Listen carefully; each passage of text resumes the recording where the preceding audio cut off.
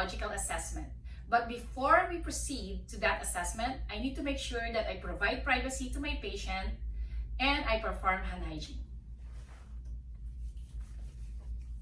And then I'll be explaining the procedure to my patient. Hi, my name is Lavella and I'll be your nurse for today. We will be doing a neurological assessment. Is that okay with you? Yes. Okay, so can you state me your name and date of birth? Yes, Alexis Montalegre. Date of birth is April 26, 1995.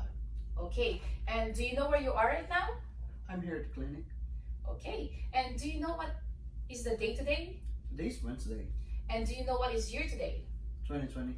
And do you know who's the President of the United States? Donald Trump. Okay, my patient is alert and oriented to time, place, person, and event. So he's alert and oriented times 4. And he's very cooperative and he maintains eye contact. So Alexis, how are you feeling today? Feeling good? Okay, and do you have any problem or anything like that? No. Do you feel like harming yourself or others? No. Okay, so as I'm talking to my patient, I'm already observing his appearance, behavior, feelings, mood, and expression. And to my observation, he's neat, well-groomed, and dressed up according to the occasion. And he speaks appropriately and responds and interacts appropriately. And his apex and behavior is appropriate to the situation.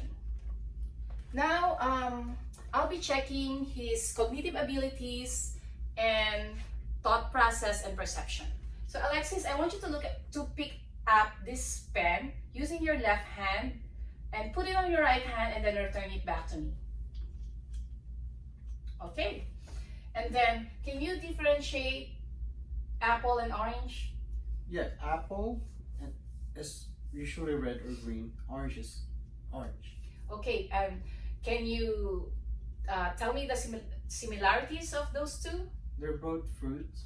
Okay, my patient was able to follow direction without any difficulty and was able to differentiate the object that I told him. And now we'll be checking his cranial nerves. So first we'll be checking his cranial nerve number 1, which is the olfactory nerve. Alexis, I want you to close your eyes and then breathe in and tell me what you smell. Smells like lemon. Alright, so it's lemon. It means that his cranial nerve number 1 is intact. Now we will be checking his cranial nerve number 2. Cranial nerve number 2 is the optic nerve. So can you stand in front of me? So we'll be checking his confrontational visual field. So at least one arm away. Can you cover your right eye? And then I'll be covering my left eye. And then tell me how many fingers you will see from your upper and lower peripheral vision, okay? 2, 1, 3. And okay, let's now cover your other eye. All right, tell me how many number? 1, 2, 2, 3. Okay, and now we will be checking your visual acuity using the Snellen chart. So I want you to at least 20 feet apart from the Snellen chart. Okay. All right. So now I want you to cover your right eye and then read the smallest letter that you can read. L, P, E, and D. And then cover your other eye. L, P, E, D. And then without covering your eye, can you read the smallest letter that you can read? L, P, E, D. All right. So you can now see it and let's check. So my patient can read line number 4, which is 20/50. This means that he can read 20 feet compared to a person with a normal vision who can read at 50 feet. Okay, so now we will be checking your cranial nerve number 3, 4, and 6. Cranial nerve number 3 is the tracheal nerve. Cranial nerve number 3 is the oculomotor nerve. Cranial nerve number 4 is the trochlear, and cranial nerve number 6 is the abducens. those nerves are responsible for the eye movements, like the upward and downward and the inward and outward. So I'll be doing the 6 cardinal field of gaze. So I just want your head to stand still and just follow it, this pen light with your eye, wherever I move it, okay? All right?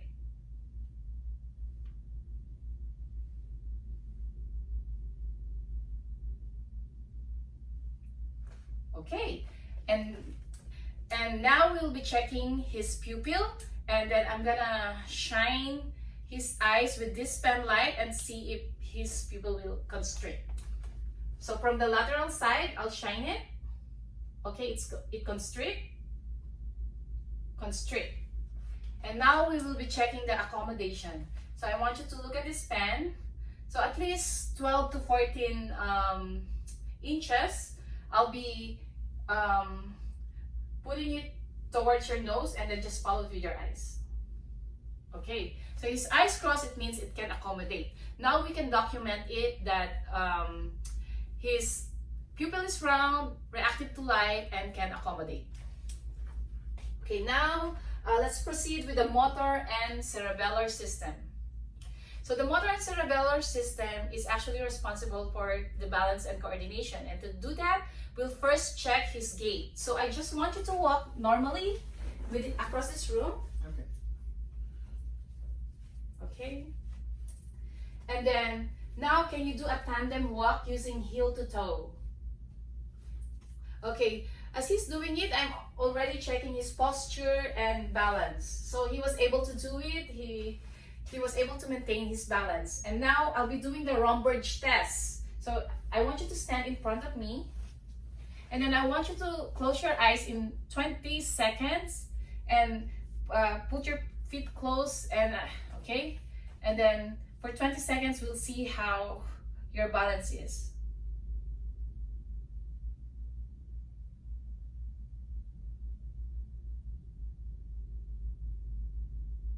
Okay, so my patient was able to maintain his balance for the Romberg test.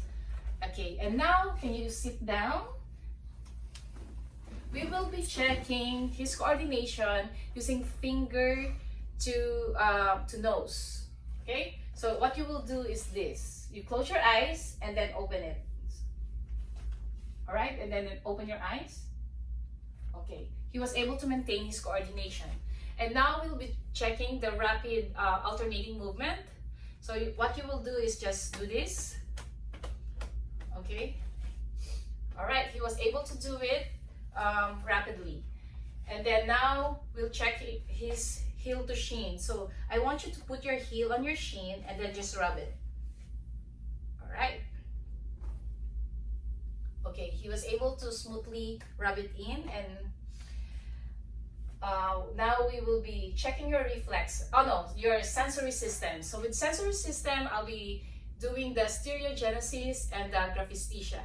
The stereogenesis, I'll be putting an object to his palm, and then he will just guess it. Okay, close your eyes. Okay, and then I'm gonna put an object to his palm. Okay, can you guess it? It's my glasses, eyeglasses. All right. And now for the graphesthesia, I'm going to draw a number or a letter on his palm, and let's see if he can guess it. 5. All right, he was able to guess it. Let's try another one. 6. Okay, he was able to guess it. So his sensory system is intact. Now we will be checking his reflexes.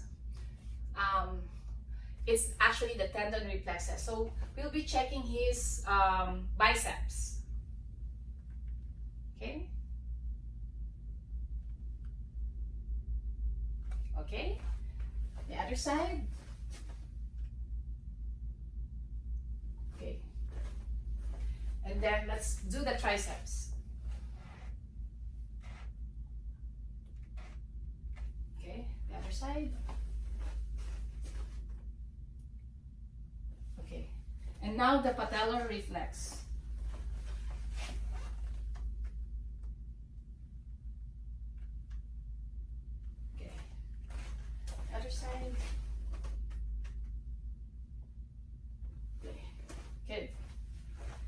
then let's check your Achilles tendon reflex. So yeah, your ankle. Yeah, just do this. Okay. All right. And now I'll be checking his Babinski reflex. I just want to see if his feet will fan out. Okay, can you remove it? And then let's show it to them. Okay, it doesn't fan out, so it's normal. And that's it for today. So this is the neurological assessment.